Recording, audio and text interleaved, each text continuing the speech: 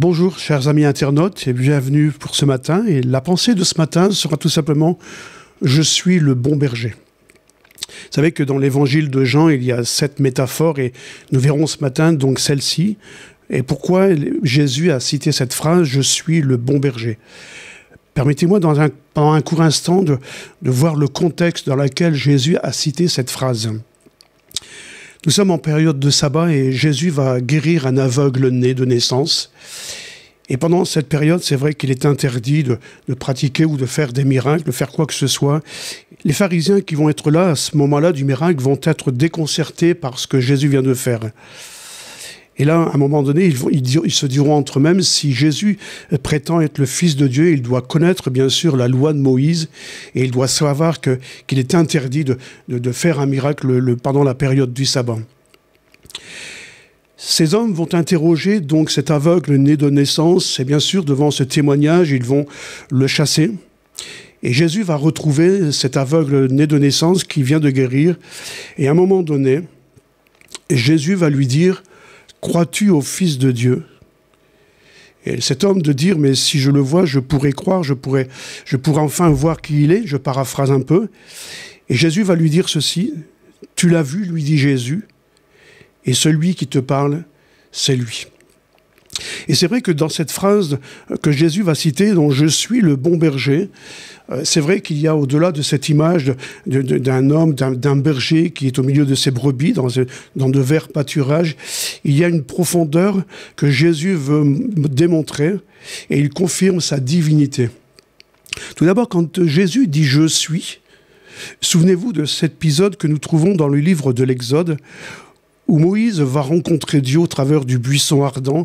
Et là, Dieu va confier une mission à Moïse, une mission des plus importantes pour le peuple d'Israël. C'est celle de faire sortir le pays d'Égypte. Et Moïse demandera à un moment donné à Dieu en disant « Voilà, mais quel est ton nom ?» Et Dieu dira tout simplement « Je suis celui qui suis. » Et tu diras aux enfants, au peuple d'Israël, « Celui qui m'envoie s'appelle Je suis. » Et par cette définition, nous retrouvons cette phrase que Jésus appuie, qui confirme sa divinité quand il dit « Je suis le bon berger ». D'ailleurs, dans l'évangile toujours de Jean, au chapitre 8, Jésus dira « Avant qu'Abraham fût, je suis ». Donc, ce qui nous prouve que Jésus fait partie de la divinité et qu'il est aussi réellement le Fils de Dieu. Mais ça, les pharisiens ne vont pas l'accepter. Ils diront même de Jésus que cet homme est un démon et qu'il est fou. Ensuite, Jésus dira « Je suis le bon berger ». Et quand il dira « Je suis le bon berger », il ne fait qu'appuyer encore plus sa divinité. Quand Jésus utilise « le bon berger », il prend cet article défini comme quelque chose de personnel, comme une exclusivité. Je suis le bon berger. Je me suis dit, pourquoi Jésus va-t-il utiliser l'image du berger? C'est vrai que, comme je le disais précédemment, l'image du berger est une image qui peut être assez reposante. Mais Jésus va plus loin que ça. Nous avons vu qu'au travers de cette phrase, Jésus confirme sa divinité. Mais quand il parle de berger, cela me parle d'une vocation. Et c'est vrai que Jésus est un homme passionné. C'est quelqu'un qui est rempli d'amour et de douceur et de patience aussi. D'ailleurs, ce sont les traits de caractère de Jésus. Et le berger, lui, c'est aussi un homme passionné. Quelqu'un qui aime ce qu'il fait, quelqu'un qui aime ses brebis, quelqu'un qui aime passer du temps avec ses brebis. Et bien sûr, vous avez tous compris que les brebis ne sont autres que chaque être humain, vous et moi. Il est dit ceci. À un moment donné, Jésus dira cela, « Mes brebis entendent ma voix. »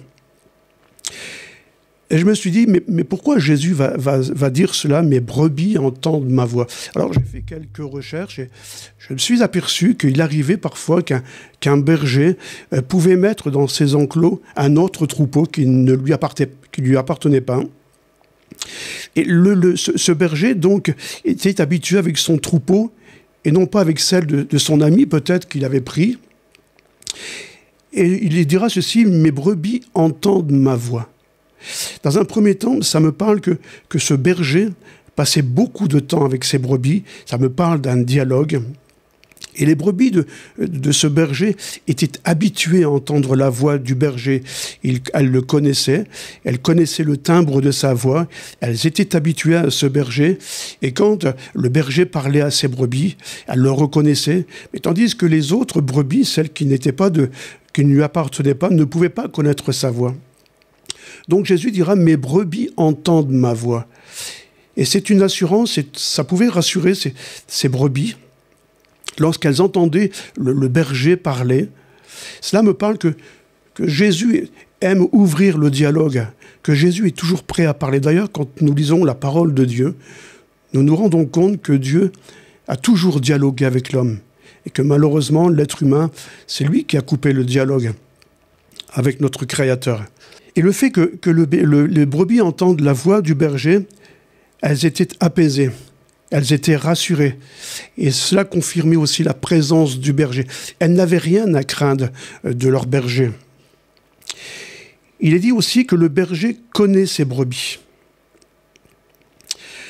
Je ne sais pas si vous avez déjà vu un troupeau de brebis.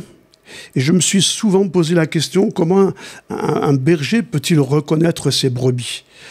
Si vous me mettez 2 brebis les unes à côté des autres, à part la taille, je pourrais peut-être les reconnaître, mais un troupeau de brebis, pour moi, c'est impossible de les reconnaître. Et pourtant, ce berger n'a pas besoin de mettre une empreinte sur la brebis pour la reconnaître, mais il reconnaît chacune de ses brebis. D'ailleurs, il mettra même un nom à chacune de ses brebis. Et cela me parle aussi que le Seigneur connaît chacun d'entre nous. Il nous connaît parfaitement. Et c'est vrai que chaque brebis, aussi nombreuse que soit-elle, elles ont chacune un caractère bien différent. Elles ont un caractère qui diverge les unes des autres. Il y a des brebis qui sont beaucoup plus dociles que d'autres. Et le berger connaît aussi le timbre de la voix de la brebis. Une brebis qui est en danger va émettre un son différent. Le bêlement de la brebis qui sent en danger va être différent. Et le berger qui est au milieu de son troupeau va reconnaître, parce qu'il va écouter sa brebis. Il va les écouter. Et comme il connaît très bien chacune de ses brebis, il va reconnaître au bêlement si la brebis est en danger, si elle a besoin d'aide ou quoi que ce soit. Cela me fait penser à un texte que nous trouvons dans les psaumes. « Quand un malheureux crie, l'Éternel l'entend et il le sauve de toutes ses détresses. » Donc, comme je le disais, le berger reconnaît la voix de sa brebis. Et c'est vrai qu'il y a parfois des voix qui nous paraissent sourdes. Et je m'imagine une brebis qui est en danger alors qu'il y a des centaines de brebis. Le berger, lui, est attentif à chacune de ses brebis, mais au travers de tout ce bêlement, il va discerner si la brebis est en danger. La Bible dit ceci, et j'aime beaucoup ce texte, que chacune de nos larmes qui tombent sur le sol, Dieu les entend.